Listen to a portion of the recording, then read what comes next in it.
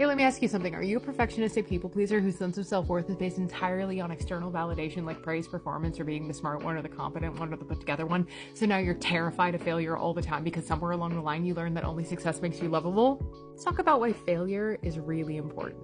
I used to be terrified of failure. The thought of failing spiraled me into panic and anxiety and shame and judgment and embarrassment. One of the reasons why I struggled so much with failure was because I was not taught how to fail. I was rewarded for success. I was encouraged to succeed, and being a hyper competent kid with ADHD and a very strong natural curiosity, I was good at a lot of stuff. I could pick up stuff really quickly. And so I never learned how to mitigate and manage and think about failure. I spent a really long time thinking about failure as a stagnant loss. There is either success or there is failure. And if you fail, you have wasted your time, you have not succeeded, you are probably being judged for failing, and maybe it wasn't even worth trying in the first place because this is just proof that you're bad at the thing. Well, this might seem a little bit funny, but I'm willing to bet that if you were in a gifted and talented program, this will resonate.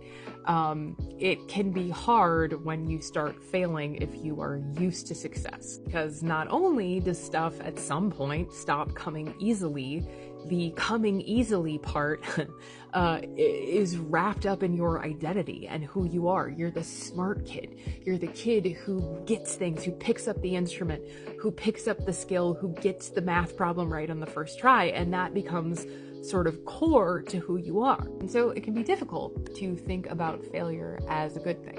It can be difficult to think about failure as anything but a loss, the opposite of a win. At the very least, it can feel a lot like you've wasted your time. And so one of the things that I had to work hardest on is realizing that failure is a good thing.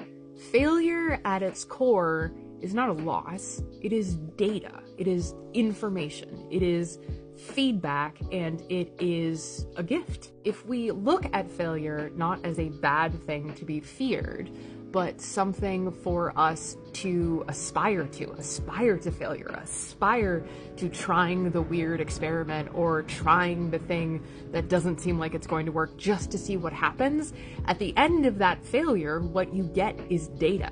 Sure, you might fail at learning how to play the cello the first week that you start trying to play the cello, but what you do get is data. You do get information, whether it is information about literally the physical mechanics of playing the cello, or information about yourself and how you like to practice, or how you engage with music, or how you engage with learning. There are so many different ways that you can take failure and learn from it. But if we look at failure as a stopping point, if we look at failure as I have failed, therefore I can go no further, you're never going to get anywhere else. It can be hard to fail. It can be embarrassing to fail. Sometimes we fail publicly. Sometimes we fail privately.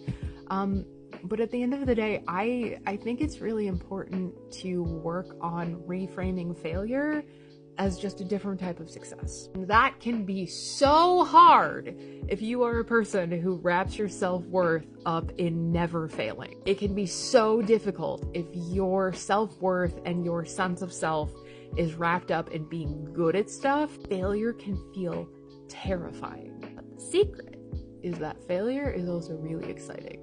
Failure is really generative. Failure is the next step on the road to success, metaphorically speaking.